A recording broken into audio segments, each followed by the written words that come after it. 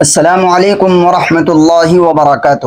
امید ہے آپ سبھی حضرات خیر و عافیت سے ہوں گے۔ معزز ناظرین، آج کل ایک رواج چل رہا ہے کہ بہت سارے احباب جو ہے آدھی آستین والی شرٹ میں یا آدھی آستین والی قمیص میں جو ہے وہ نماز پڑھتے ہیں۔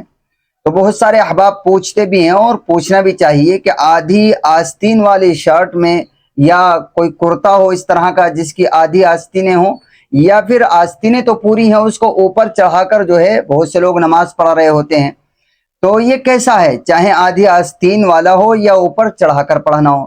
تو دیکھیے، علماء کرام نے اس کے بارے میں یہ لکھا ہے کہ آدھی آستین والی شرٹ میں اگر کوئی مجبوری نہیں ہے، ایسی آدھی آستین والا کرتا اگر کوئی مجبوری نہیں ہے، ایسی آستینیں اوپر چڑھا کر نماز پڑھنا اگر کوئی مجبوری نہیں ہے تو یہ مکروہ ہے۔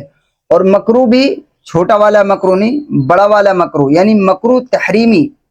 مکروہ کے معنی ہوتے ہیں ناپسندیدہ، یعنی شریعت اس کو پسند نہیں کرتی، اور تحریمی کے معنی ہوتے ہیں حرام کے قریب قریب، یعنی ایسا تحریمی، ایسا کام جس پر اللہ اور اس کے رسول کا غصہ ظاہر ہو۔